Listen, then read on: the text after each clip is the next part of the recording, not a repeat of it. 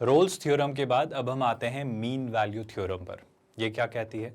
इसकी एक सिंपल सी डेफिनेशन है जिसे हम समझेंगे, पर इसे एक एग्जाम्पल से अगर मैं कोट करूँ तो इसका मतलब है कि जैसे कि आप बाइक ड्राइव कर रहे हो, बाइक राइड कर रहे हो, तो जब आप बाइक चलाते हो तो आप जैसे एक यूजुअली एक 80 के आसपास स्पीड पर चला रहे हो, मतलब आप हाईवे पर राइड कर रहे हो और आप कभी 80 के नीचे जा रहे हो, कभी आप 80 के ऊपर जा रहे हो।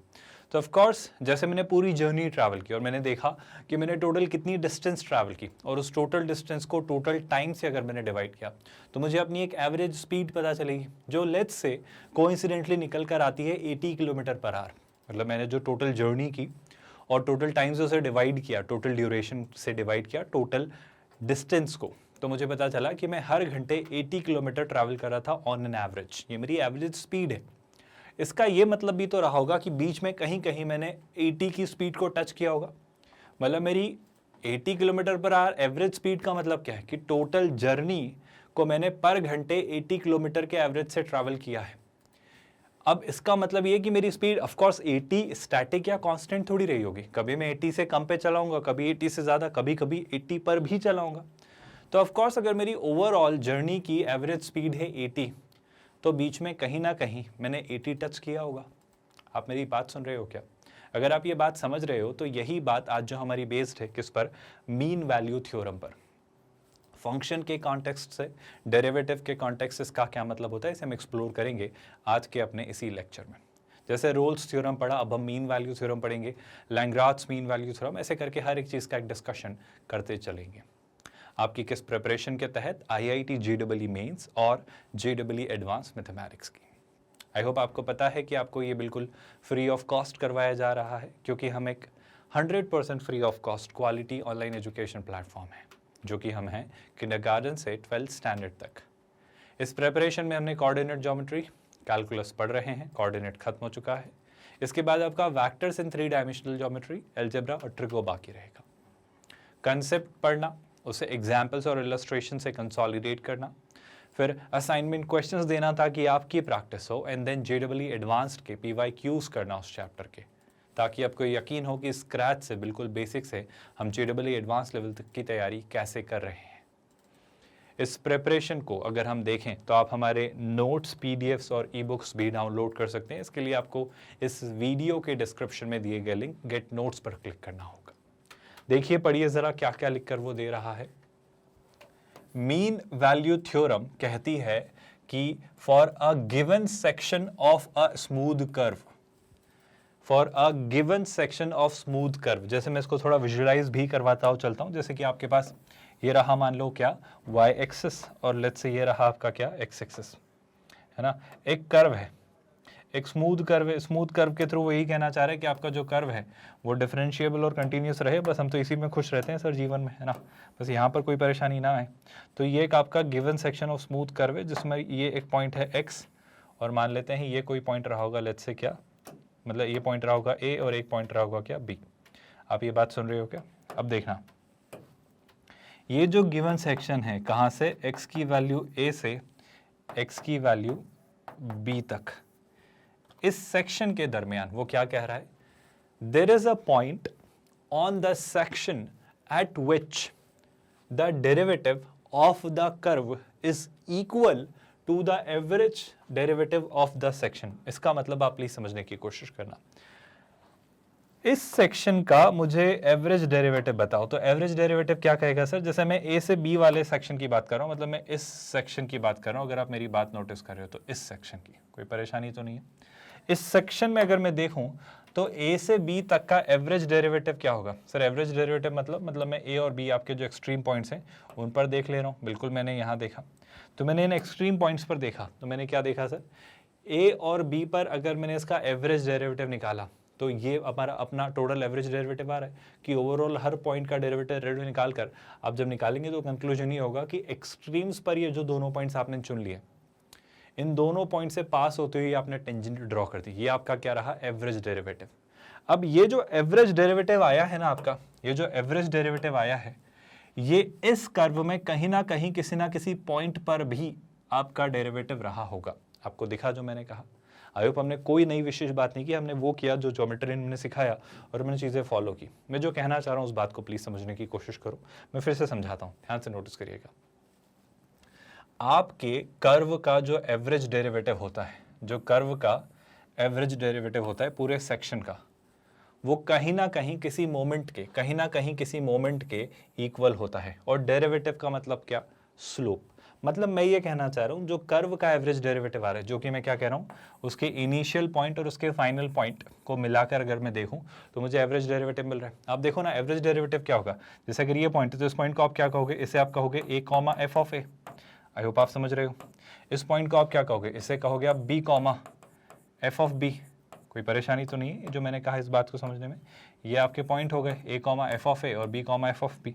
अब मैं आपसे कहना चाह रहा हूँ आपका जो कर्व है उसको लेकर तो कोई परेशानी नहीं है ना, ये कर्व रहा होगा आपका क्या, एफ ऑफ एक्स।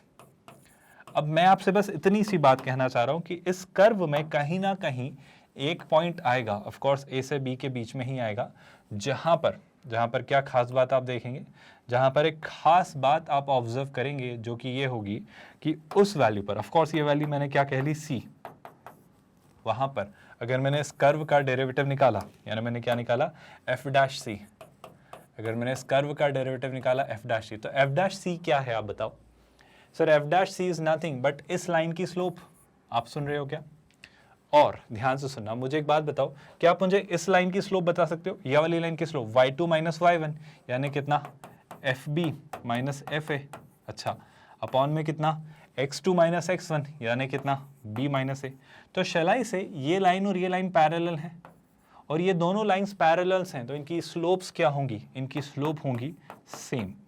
बस यही जो अभी लिखा गया है ना आपके सामने, यही मीन वैल्यू थ्योरम है। क्या बात कर रहे हो सर? बिल्कुल यही मैं बात कर रहा हूँ। मैं कह रहा हूँ कि अगर मैंने एक स्मूथ कर्व लिया, मतलब वो कंटिन्यूस और डिफरेंशिएबल था, उसका एक सेक्शन लिया a से b के बीच में, मैंने उस कर्व का एवरेज डेरिवेटिव निकाला, जो कि क्या रहा भाई, F B minus F A upon B minus A, क्योंकि मैंने इसके इनिशियल और फाइनल पॉइंट का ओवरऑल स्लोप निकाल लिया। तो वो मुझे क्या दे रहा है, वो मुझे एवरेज डेरिवेटिव दे रहा है। फिर मैंने क्या कहा, मैं कह रहा हूँ ये जो एवरेज डेरिवेटिव आ रहा है ना, ये इस कर्व के कहीं ना कहीं किसी ना किसी पॉइंट पर ड्रॉ किए गए डेरिवेटिव के इक्वल होगा। मैं नहीं कह रहा हूँ सी एग्जैक्ट बीच में होगा, सी कहीं भी हो सकता है, पर ए से बी के बीच में कहीं ना कहीं तो ये सी मिलेगा। क्या ये परिभाषा आपको समझ आ रही है? और ये वैसी ही ठीक बात है जैसा कि मैं जो कहना चाह रहा हूँ, जैसे मैंने एक जर्नी ट्रैवल की, मैं एक जर्नी कर रहा हूँ है ना, अब मेरी जर्नी के दौरान स्पीड क्या रही होगी, जैसे इट्स लाइक आपने टोटल एक जर्नी ट्रैवल की है सर, आपने टोटल एक जर्नी ट्रैवल की है कुछ किलोमीटर की, है ना। लेट्स से आपने कितने किलोमीटर ट्रैवल किए, आपने लेट्स से 600 किलोमीटर ट्रैवल किए। आप मेरी बात समझ पा रहे हो क्या? जब आप 600 किलोमीटर ट्रैवल कर रहे हो तो आपने देखा कि आपने जब अपनी ड्राइव किया तो आपने देखा कि आप सुबह निकले थे 9 बजे, आप सुबह 9 बजे निकले थे, और जब आप सुबह 9 बजे निकले थे तो आप कहाँ पहुँचे, 600 किलोमीटर का डिस्टेंस ट्रैवल करने में लगभग आपको लेट्स से 5 आवर्स लग गए। मान लेते हैं मोटा मोटा कितने घंटे लग गए, 5 घंटे लग गए। 5 घंटे तो मैंने फिर भी छोटा बोल दिया, पर मान लेते हैं चलो लेट्स से 6 घंटे तो मोटा मोटा लगे, है ना। तो मैंने 9 से 6 घंटे और जोड़ देते, 12 12 और 3 कितने, 3। तो आप तकरीबन दोपहर के 3 बजे कहाँ पहुँचे, दोपहर के 3 बजे आप अपने डेस्टिनेशन पर पहुँच गए, मतलब 600 किलोमीटर आपने ट्रैवल किया। मतलब ये जो 600 ट्रैवल करने के लिए आपने कितने आवर्स लिए, आपने टोटल 6 आवर्स लिए। अब आपसे मैंने पूछा कि आपकी एवरेज स्पीड क्या रही, तो आप कहेंगे सर एवरेज स्पीड का फंडा सॉर्टेड है क्या, टोटल डिस्टेंस को टोटल टाइम से डिवाइड कर दो तो कितना आता है 600/6, यानी आपकी एवरेज स्पीड कितनी आई, आपकी एवरेज स्पीड आई 100 किलोमीटर पर आवर। अब देखो एवरेज स्पीड का फंडा सिंपल है, एवरेज स्पीड का मतलब ये थोड़ी होता है कि आप 100 की स्पीड पर ही चल रहे थे। ऑफ कोर्स लेट्स से ये रोड अच्छा था तो आपकी स्पीड बढ़ी, यहाँ पे कम भी हुई होगी, फिर यहाँ पे बढ़ी, फिर इससे करते करते आप चलते चलते पहुँचे, तो कभी ज़्यादा कभी कम, मतलब कभी आप 100 के ऊपर गए, कभी आप 100 से कम आए, कभी और ऊपर, कभी 100 ही चला, तो इस तरीके से। और ऑफ कोर्स आपकी एवरेज 100 क्यों आ रही, क्योंकि आप 100 के आसपास रहे होंगे, कभी ऑफ कोर्स रुके भी होंगे बीच में तो 0 रही होगी, पर इसका मतलब ये थोड़ी है कि एवरेज स्पीड 0 होगी। एवरेज स्पीड क्या कहती है, total distance upon total time. तो मैं आपसे कहना चाह रहा हूँ कि इस जर्नी की जो एवरेज स्पीड है, इस जर्नी की जो एवरेज स्पीड है, आई होप स्पीड क्या है, रेट ऑफ चेंज, तो वही डिफरेंशिएशन मीन वैल्यू थ्योरम। तो कहीं ना कहीं इस जर्नी में मैंने 100 टच किया होगा ना, मैं कभी 100 से ऊपर भी रहूंगा कम भी रहूंगा, तो बीच में 100 भी तो किया होगा। तो अगर आपकी जर्नी की एवरेज स्पीड 100 है तो किसी ना किसी मोमेंट पर आपकी जो इंस्टेंट स्पीड होगी, आई होप आप मेरी बात समझ पा रहे हो, जो आपकी इंस्टेंट स्पीड रही होगी वो 100 कहीं ना कहीं तो रही होगी। क्या आप मेरा पॉइंट समझ पा रहे हो? बस यही मीन वैल्यू थ्योरम का एक रियल लाइफ इलस्ट्रेशन है जो मैं आपको देना चाह रहा हूँ। क्या अब आप थोड़ा और क्लियरली समझ पा रहे हो? मैं दोनों चीज़ें आपको देना चाह रहा हूँ कि ज्योमेट्रिकली अगर आप देखना चाहें तो एक ज्योमेट्रिकल डिस्कशन है जो हमने किया, जिसमें कोई बुराई नहीं है मेरे ख्याल से आपको समझने में, और ज्योमेट्रिकल डिस्कशन के बाद एक रियल लाइफ एग्जाम्पल से भी इसको थोड़ा क्लियरली समझा। अब हम लैंग्राट्स मीन वैल्यू थ्योरम को एक्सटेंड करते हैं, जो कि मीन वैल्यू थ्योरम का ही एक्सटेंडेड वर्जन है। ध्यान से नोटिस करिएगा, यही आपका एक इंटरेस्टिंग पार्ट है। उन्होंने क्या कहा, वो कहते हैं आपका एक फंक्शन कंटिन्यूअस है क्लोज्ड इंटरवल ए से बी में, है ना, that is continuous at each point in the interval A to B, मतलब ए से बी के बीच में हर जगह वो फंक्शन आपका कंटिन्यूअस रहता है। अच्छी बात है। डिफरेंशिएबल है इन दी ओपन इंटरवल ए से बी, मतलब ए से बी के बीच में किसी भी पॉइंट पर आप उसका डेरिवेटिव निकालिए तो आप डेरिवेटिव निकाल सकते हो, क्योंकि जरूरी है ना, मैं एफ डैश सी कह रहा हूं तो सी ए से बी के बीच में ही तो कहीं आएगा, तो कहीं भी आ सकता है वो, तो डेरिवेटिव होना, डिफरेंशिएबल होना जरूरी है। तो उन्होंने ये कहा, लैंग्राज ने ये कहा आपसे कि आप निश्चिंत रहिए, आप बिल्कुल भरोसे के साथ, आप यकीन के साथ कहिए कि कोई ना कोई सी जो कि ऑफ कोर्स ए से बी के बीच में ही होगा, कोई ना कोई सी ए से बी के बीच में एक ऐसा एग्जिस्ट जरूर करेगा जिसके लिए एफ डैश सी जो है वो F B minus F A upon B minus A के इक्वल होगा। और ये जाहिर सी बात है, और ये किस बात का एक्सटेंशन है, आपकी मीन वैल्यू थ्योरम का ही। मैं यही बात आपसे करना चाहूँ। क्या आप मेरी बात स्पष्ट तौर पर समझ और सीख और सुन पा रहे हैं? अगर ये क्लैरिटी हो रही है तो थोड़ी और क्लैरिटी लेते हैं इसके प्रूफ को देखकर। बहुत मुश्किल, बहुत टफ प्रूफ नहीं, बट फिर भी प्रूफ है तो डिस्कस कर लेते हैं। मैंने क्या किया, मैंने एक फंक्शन माना कैपिटल एफ ऑफ एक्स, जो कि इस तरीके से है A X plus F of X, जहाँ पर ए कोई ना कोई कांस्टेंट वैल्यू है ना। मैंने दो वैल्यू ऐसी चुनी, मतलब मैं ए को तो इस तरीके से चुनूंगा इस तरीके से कि एफ ऑफ ए और एफ ऑफ बी इक्वल है, बस ऐसे ही मान लिया। तो ए प्लस एफ ए मैंने ए पास किया, और बी मतलब A B plus F B ये आपका इक्वल आया। अब आप क्या देख पा रहे हो सर, यहाँ पर अगर मैंने ए को इधर शिफ्ट किया और बी को उधर शिफ्ट किया तो मैं देख पा रहा हूँ ए जो होगा वो होगा minus of F B minus F A upon B minus A. एक छोटा सा काम और कर लेते हैं, अगर मुझे ए कुछ ऐसा मिल रहा है तो मैंने ए की वैल्यू यहाँ पास कर दी, तो मुझे एफ ऑफ एक्स क्या मिला, this into x plus F of x. यहाँ तक कोई परेशानी? आई होप यहाँ तक तो कोई दिक्कत नहीं। अब मैं आपसे कहना चाह रहा हूँ F of x continuous function है और डिफरेंशिएबल है, तो एफ ऑफ ए और एफ ऑफ बी भी होंगे। ऐसा क्यों, जरा गौर से देखिएगा। आपका F of x continuous function है, एक्स एक कंटिन्यूस फंक्शन है, तो आपका एफ ऑफ एक्स, ये जो कैपिटल एफ ऑफ एक्स है, ये तो कंटिन्यूस होगा ही होगा, डिफरेंशिएबल भी होगा। और एक और बात मैं देख पा रहा हूँ कि मैंने एफ ऑफ ए और एफ ऑफ बी इस तरीके से ही लिए थे कि आपके कैसे फंक्शन हो कि एफ ऑफ ए और एफ ऑफ बी इक्वल आए। तो क्या मैं रोल्स थ्योरम अप्लाई कर पा रहा हूँ? रोल्स थ्योरम क्या कहेगी? रोल्स थ्योरम आपसे ये कहेगी कि एक ऐसा सी पॉइंट एग्जिस्ट करेगा जहां पर आपका एफ डैश सी जीरो होगा। किससे किसके बीच में? ए से बी के बीच में। सिंपल सी थ्योरम है। और इस तरीके से मैं क्या कंक्लूड कर पाया, माइनस ऑफ एफ बी, मैंने इसको क्या किया, इसे डिफरेंशिएट किया। जब इसे मैंने फाइनली डिफरेंशिएट किया तो देखो कांस्टेंट टर्म x का डिफरेंशिएशन 1, fx का डिफरेंशिएशन f डैश x, उसमें क्या रख दिया आपने, c रख दिया। तो c रखा तो ये कुछ ऐसा आया, उसको उधर पहुंचाया तो मैंने क्या पाया, f डैश c जो है वो F B minus F A upon B minus A के इक्वल है। और ये प्रूफ हमने कहाँ से निकाला? ये प्रूफ हमने इस सिंपल से कंसेप्ट से निकाला कि रोल्स थ्योरम में हमने कुछ चीज़ें पढ़ी थी। तो शायद मुझे ये बात सिखाने, बताने या बोलने की ज़रूरत नहीं है कि लैंग्राट्स मीन वैल्यू थ्योरम के लिए क्या क्या कंडीशंस ज़रूरी हैं। पहली कंडीशन जो निकल कर आती है वो ये कि फंक्शन फिर वही बात जैसा रोल्स थ्योरम में रहा करता था, ए से बी के बीच में कंटिन्यूस और डिफरेंशिएबल हो, क्लोज्ड इंटरवल ए से बी में कंटिन्यूस और ओपन इंटरवल ए से बी में डिफरेंशिएबल। तो डेफिनेटली एक वैल्यू सी ऐसी एग्जिस्ट करेगी जहां पर इस फंक्शन का derivative F B minus F A upon B minus A के इक्वल होगा। और सच कहूं तो यही से आप रोल्स थ्योरम भी प्रूव कर सकते हो, वाइसा वर्सा। खैर ये रोल्स का ही प्रूफ है, पर ऐसे देखो, समझो बात को। आपने क्या पढ़ा? हमने पढ़ा कि सर ए से बी के बीच में कोई वैल्यू सी ऐसी एग्जिस्ट करती है जिसके लिए एफ डैश सी क्या होता है, जिसके लिए F dash C F B minus F A upon B minus A होता है। अब आप क्या कह रहे थे? आप रोल्स थ्योरम में ये कहते हो सर कि जो बाउंड्री होती है ना, वहां पर आपका एफ ए और एफ बी इक्वल होता है। बात खत्म हो गई क्या? अगर एफ ए और एफ बी इक्वल हो गए तो numerator zero upon anything is zero, तो एफ डैश सी क्या हो जाएगा, जीरो। तो आई थिंक मैं रोल्स थ्योरम भी प्रूव कर पा रहा हूँ। तो रोज थ्योरम और लैंग्रास को इन्वर्सली आप एक दूसरे के प्रूफ में हेल्प में यूज कर सकते हो। पर रोज तो एविडेंट था, मेरे ख्याल से उसको मैथमेटिकली प्रूव ना भी करें तो वो तो दिख ही रहा है कि वो तो ऐसा होगा ही होगा। ऐसे ही कहने को लैंग्रास भी ज्योमेट्रिकली भी प्रूव कर सकते हो, पर फिर भी मैथमेटिकल अगर आपको प्रूफ चाहिए तो वो भी आपके सामने रखा। प्रूफ से भी ज़्यादा ज़रूरी अगर मैं कहूँ तो आप ये रिजल्ट याद रखिएगा कि एफ डैश सी आपका हमेशा F B minus F A upon B minus A होगा। यही एक इंपॉर्टेंट पॉइंट है जो आपको याद रखना है। और ये कब है भाई? जब आपका एफ ऑफ एक्स उस इंटरवल ए से बी में कंटिन्यूस और डिफरेंशिएबल है। आगे बढ़ते हैं, ग्राफिकल इंटरप्रिटेशन भी समझ लेते हैं। Consider the following possible graph, जो आपको दिया जा रहा है, ध्यान से नोटिस करना कि सर ए से बी के बीच में ये ग्राफ है आपका। अब ए और बी पर आपने स्लोप निकाली और इस स्लोप को देखा तो ऐसी टेंजेंट आपको एक जगह और मिल रही है, मतलब ऐसी आपको लाइन एक जगह और मिल रही है स्लोप के साथ, तो ऑफ कोर्स एफ डैश सी वो है। ये बात हमने शुरू में ही समझी है। अगर यहाँ तक हर एक बात समझ आइए, अच्छा क्या एक ही ऐसा सी होगा? मैं तो ऐसा नहीं कह रहा हूँ, एक से ज़्यादा भी हो सकते हैं। जैसे इस बात को समझो, आपका कर्व है ना, फिर से सुनना, मज़ेदार सी बात है, आपको बहुत क्लियरली मैं समझाने की कोशिश कर रहा हूँ कि ऐसा बिल्कुल ज़रूरी नहीं है। वो तो बस मैं एक स्टैंडर्ड सा केस लेता हूँ कि ऐसा एक सी तो मिनिमम मिलेगा, पर एक से ज़्यादा भी हो सकते हैं, इसमें कोई बुराई या दो राय नहीं है। ऐसा क्यों? समझो बात को। जैसे ये कर्व है, जैसे ये आपका एक कर्व है ना, ये आपका एक कर्व है और इसे मैंने कहाँ से कहाँ तक देखा, ध्यान से नोटिस करना, बहुत मज़ेदार सी बात है, आप एक्चुअली एंजॉय करोगे इस बात को समझना। यहाँ पर लेट्स से एक पॉइंट है आपका, क्या यहाँ पर लेट्स से आपका एक पॉइंट है ए, है ना, आप सुन रहे हैं, ये एक पॉइंट है जनाब आपका क्या ए। इसी तरीके से यहाँ पर एक पॉइंट है लेट्स से आपका क्या बी। क्या ये बात आपको डाइजेस्ट हो रही है? तो ऐसे हमने क्या चुने, दो पॉइंट्स चुने ए से बी।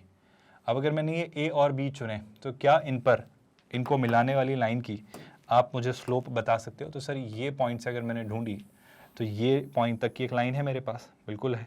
तो इस लाइन की स्लोप क्या रही होगी? कोई बड़ी बात नहीं, निकाल लेंगे। इस लाइन की जो स्लोप रही होगी वो कुछ ना कुछ रही होगी, मुझे नहीं पता, पर मैं ऐसे कह लेता हूँ कि ये जो पॉइंट है, अगर ये पॉइंट रहा बी और ये पॉइंट रहा ए, है ना, तो ये पॉइंट ऑफकोर्स क्या रहा होगा, ए कॉमा एफ ऑफ ए, है ना, और ये पॉइंट यकीनन तौर पर क्या रहा होगा, B comma F of B, क्योंकि आपका जो कर्व है वो क्या है भाई, वो कर्व है आपका एफ ऑफ एक्स।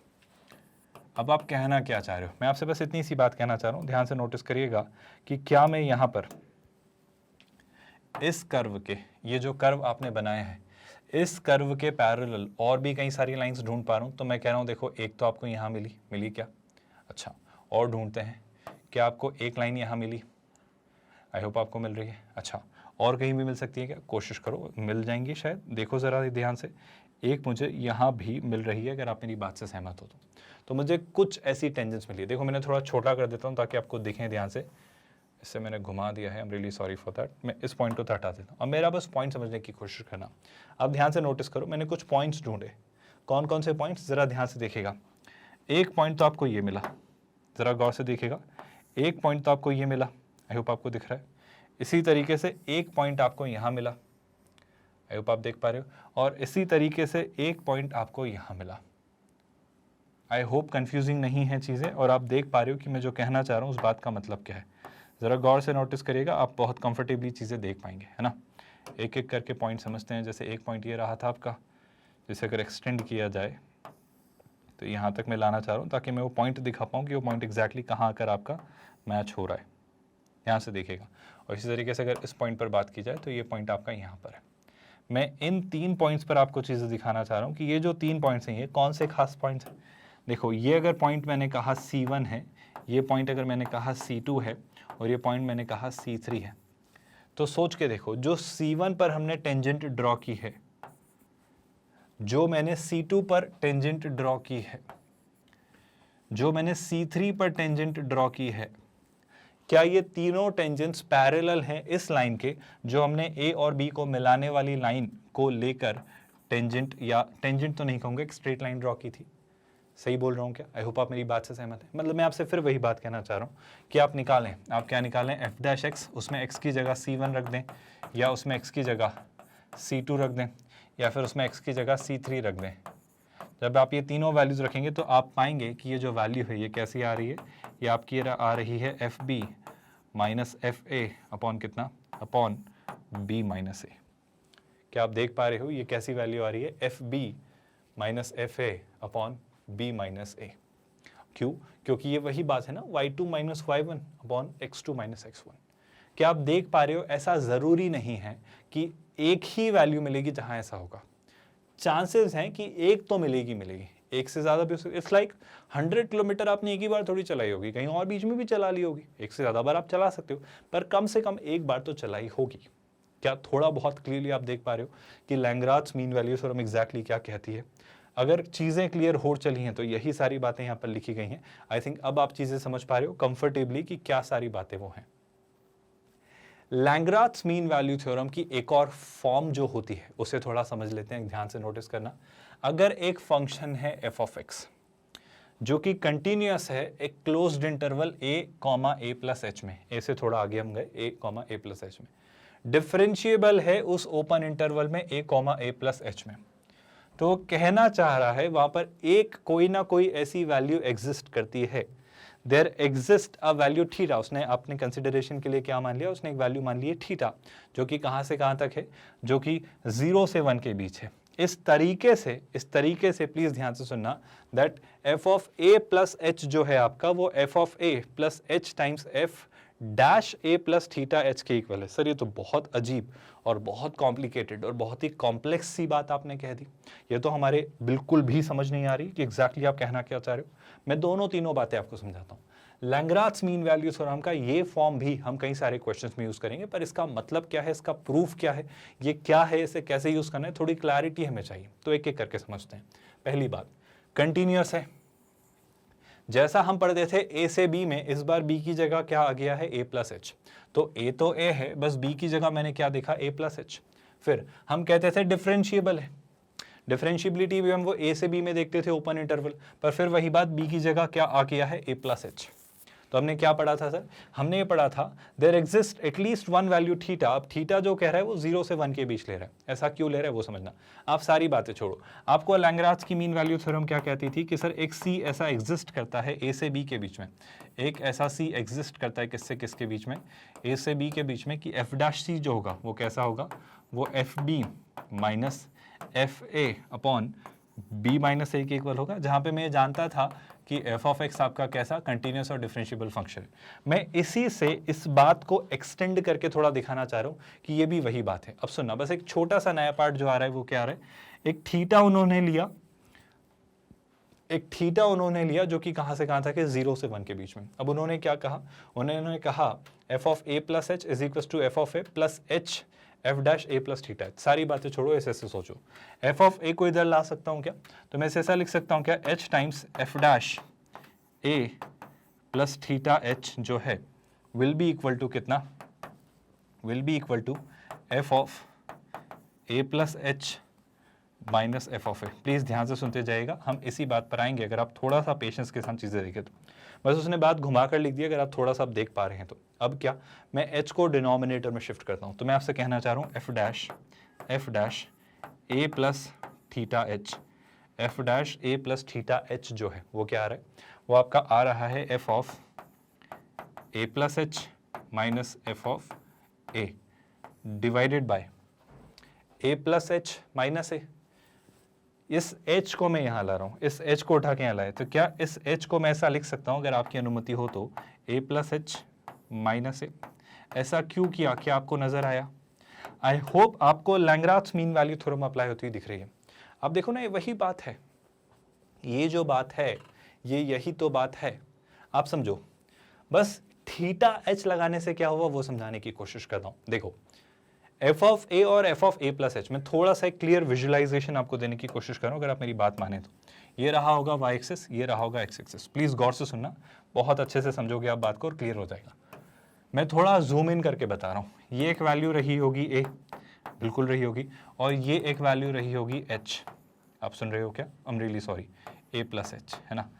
अब जब आपने एच को थीटा से मल्टीप्लाई किया, वो थीटा वैल्यू जो कि 0 से 1 के बीच है, एक 0 से 1 के बीच की वैल्यू, मतलब ऐसे सोचो, एक 1/2 मान लो, 0 से 1 के बीच मैंने मान लिया जैसे 1/2। अब 1/2 से h को मल्टीप्लाई किया तो h एक्चुअली बड़ा होने के बजाय छोटा हो जाएगा। तो मैं आपसे कहना चाह रहा हूं कि शेलाई से जो a प्लस थीटा h होगा, देखो पहले तो मैं यहाँ पर एक टेंजेंट बनाता हूँ, इस पॉइंट को और इस पॉइंट को मिलाकर ये जो टेंजेंट बन रही है वो टेंजेंट रही होगी, और इसी के पैरेलल एक और टेंजेंट, मतलब टेंजेंट मतलब वो जो लाइन है वो बन रही होगी। मैं आपसे कहना चाह रहा हूँ, प्लीज़ ध्यान से सुनना, कोई नई बड़ी विशेष बात नहीं है। जब आप h को थीटा से मल्टीप्लाई कर रहे हो और थीटा जो है वो 0 से 1 के बीच है, तो शैलाई से a प्लस थीटा h आपका कहीं ना कहीं बीच में ही होगा। ऐसा तो नहीं सोच रहे हो ना कि theta h sir a plus H के भी आगे होगा, h को आपने किसी से मल्टीप्लाई किया। अरे भाई h को जिससे मल्टीप्लाई किया वो 0 से 1 के बीच है, तो h से भी छोटी वैल्यू है थीटा h, तो a plus theta h a और a प्लस एच के बीच में है।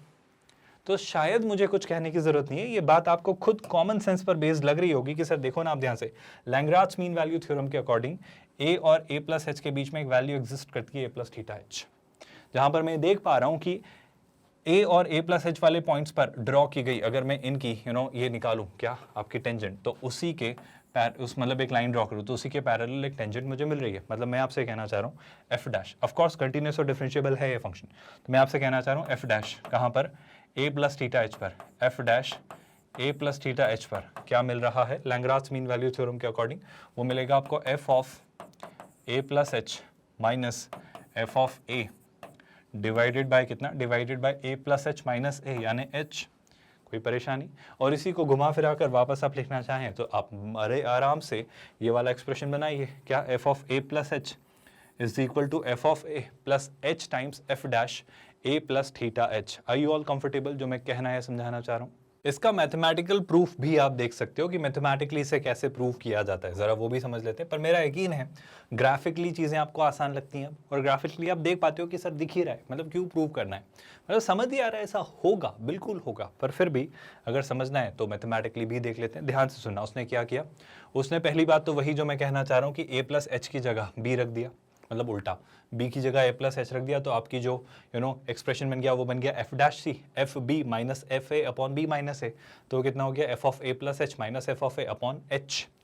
वो c को, जो c है आपका, इसे किससे रिप्लेस करा है, a प्लस थीटा एच से।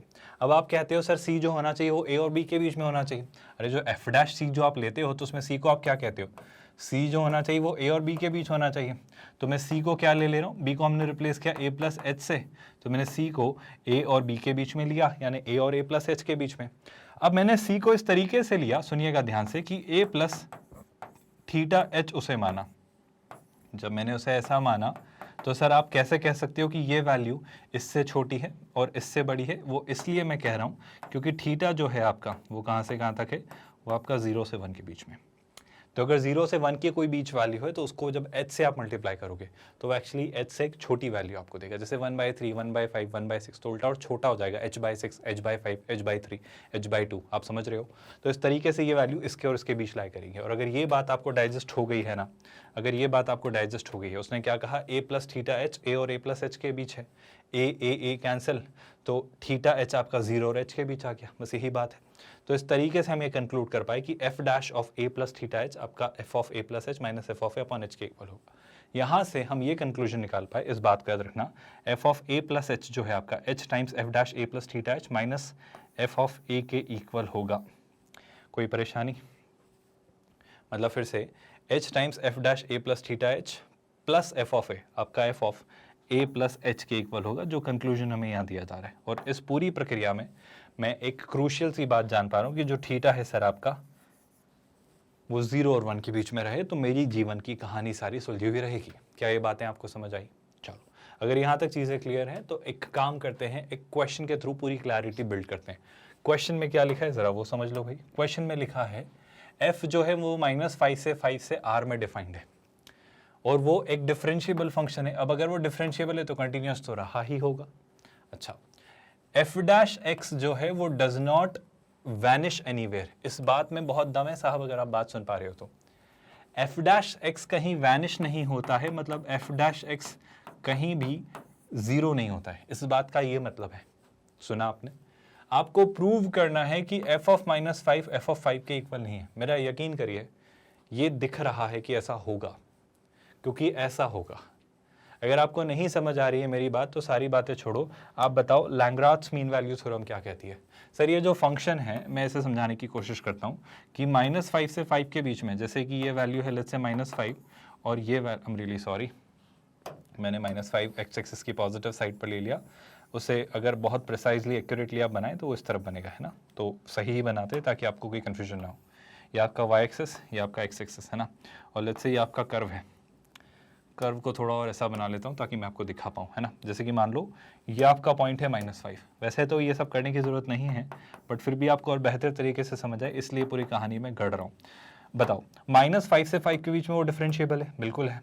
अच्छा, 5 पर वो कितना है सर? 5 पर उसकी वैल्यू है कुछ ऐसी, 5 पर उसकी वैल्यू है कुछ ऐसी, ठीक है। तो 5 पर ये जो वैल्यू वो ले रहा है वो ले देते हैं इसको, इस तरीके से। मैं ऐसे बनाने के बजाय थोड़ा सा अपने तरीके से ही बना लेता हूँ। 5 पर ये वैल्यू है मान लो, और -5 पर ये वैल्यू है। सुन रहे हैं आप लोग? अब 5 और -5 पर जो वैल्यू है उन दोनों पॉइंट्स को मिला दिया तो आपका एक कर्व जा रहा है, मतलब ये आपकी लाइन है। अब अगर ये कर्व ऐसे जा रहा है तो इसी के पैरेलल ये जो लाइन जा रही है, इसी के पैरेलल कोई लाइन है क्या?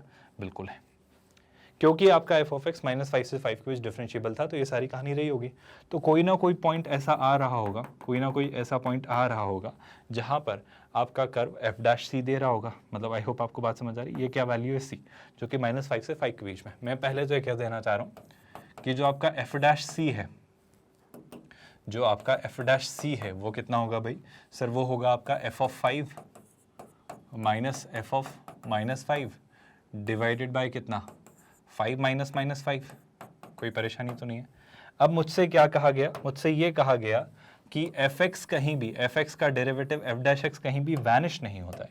कहीं भी वैनिश नहीं होता है मतलब ये कभी भी जीरो नहीं होता है। मतलब कोई भी इस कर्व में टेंजेंट जो आप बनाएंगे, इस कर्व में कोई भी टेंजेंट आप जो बनाएंगे वो एक्स एक्सिस के पैरेलल नहीं बनती है। इस कर्व की -5 से 5 के बीच में कोई भी टेंजेंट अगर एक्स एक्सिस के पैरेलल नहीं बनती हैं तो -5 से 5 के बीच में, आई होप आप सी जान पा रहे हो। सी जो है वो क्या है? सी जो है आपका वो -5 से 5 के बीच की एक वैल्यू है।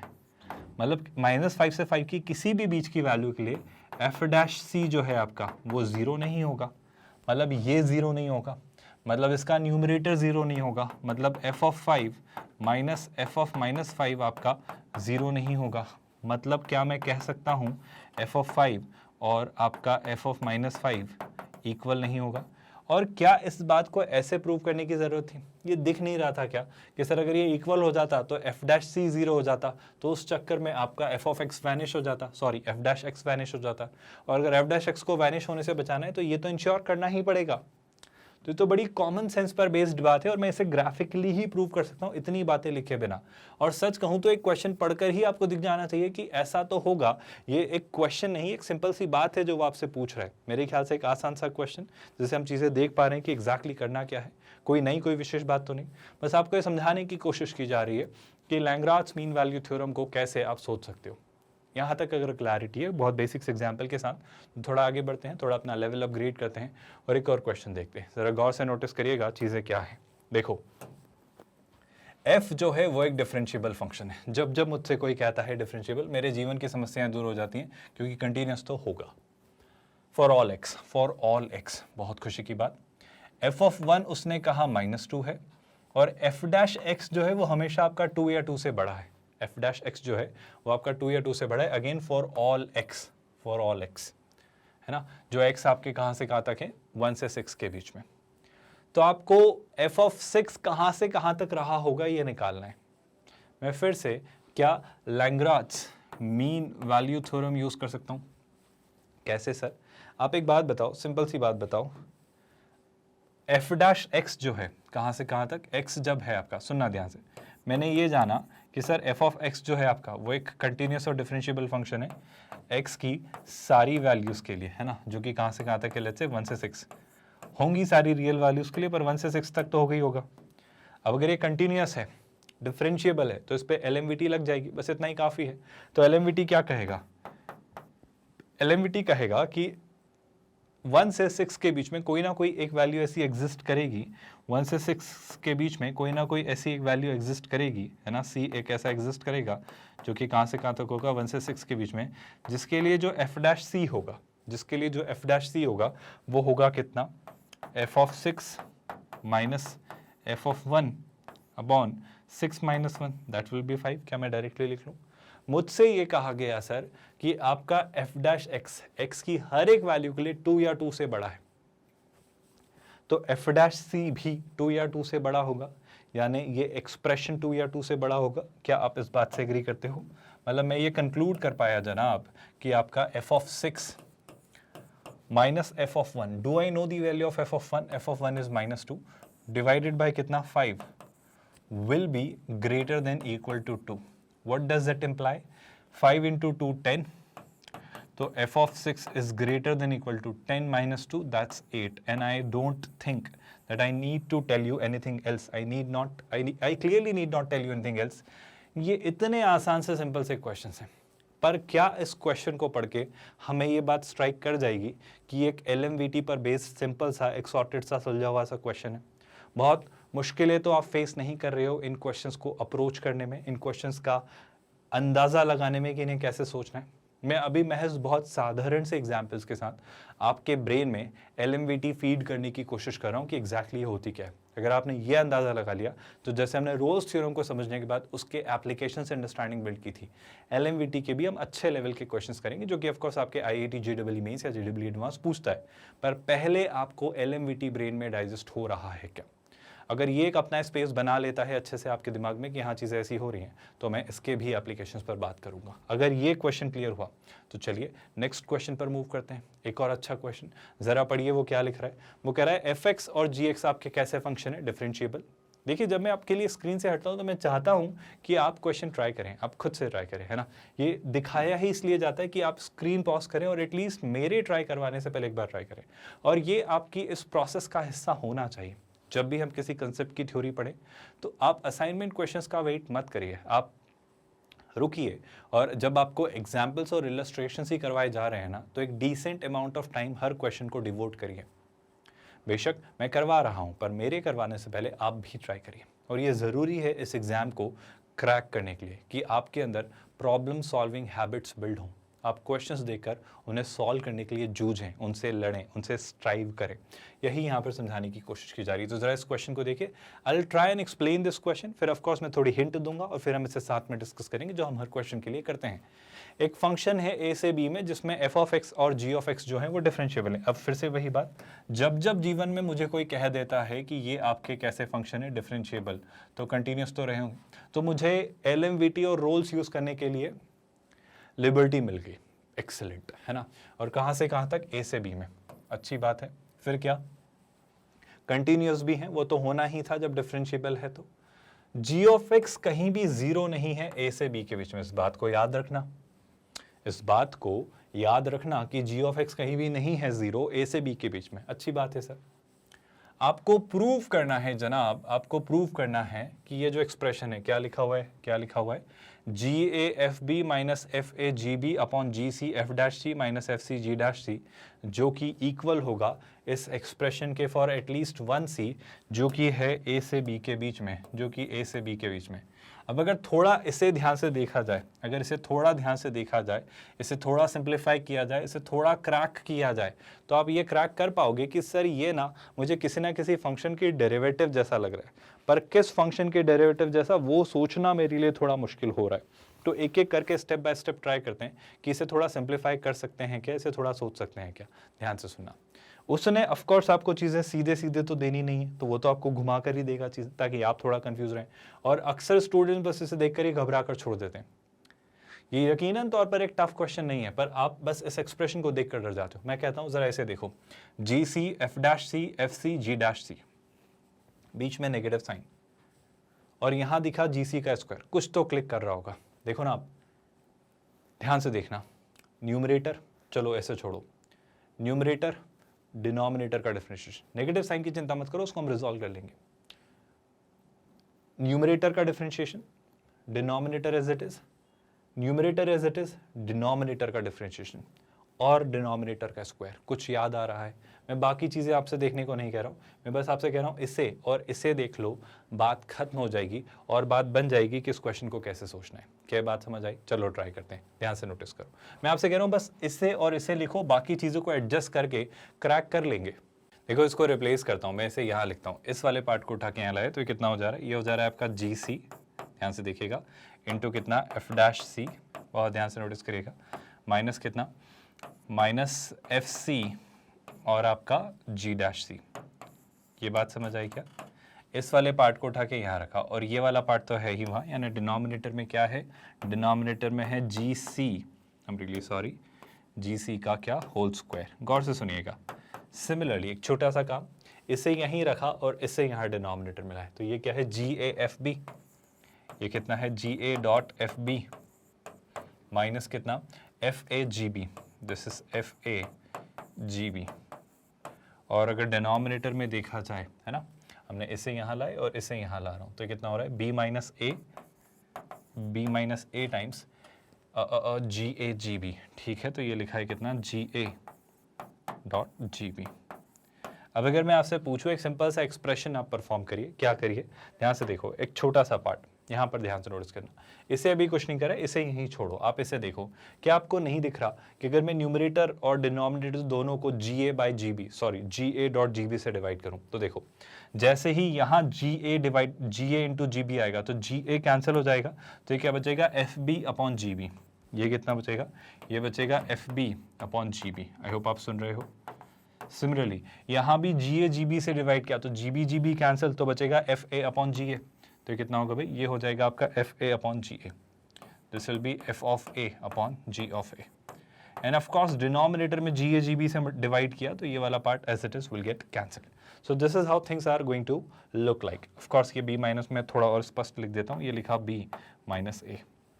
कुछ नजर आ रहा है आपको, चलो छोड़ो, ध्यान से देखो, इस वाले पार्ट को मैं समझाना चाह रहा था कि इससे आपको सारी कहानी क्लियर हो जाएगी अगर आपने नोटिस किया तो। नोटिस करना, देखो क्या बन रहा है, फर्स्ट फंक्शन का डेरिवेटिव इनटू सेकंड फंक्शन, मतलब फर्स्ट और सेकंड मतलब न्यूमरेटर और डिनोमिनेटर, न्यूमरेटर का derivative into denominator as it is minus numerator as it is denominator का डेरिवेटिव डिवाइडेड बाय डिनोमिनेटर का स्क्वायर। तो shall I say this is nothing but what, this is F of, I hope आपको समझ आ रहा है।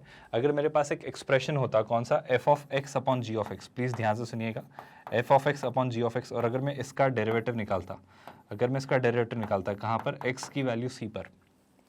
आप फिर से देखो ना, अगर F of X upon G of X में निकालता तो एफ ऑफ एक्स का derivative into G of X minus G of X का derivative into F of X divided by G of X का स्क्वायर, कहाँ पर, x की value c पर। तो शेलाई से मुझे LHS ऐसा दिखाई देता, तो शेलाई से ये जो एक्सप्रेशन है, this is nothing but what, this is F X upon G of X जो है आपका, उसे मैं लिख देता हूँ कैसा, F of c upon G of C का क्या, डेरिवेटिव। तो मैं डेरिवेटिव के लिए यहाँ पर डैश लगा दे रहा हूँ।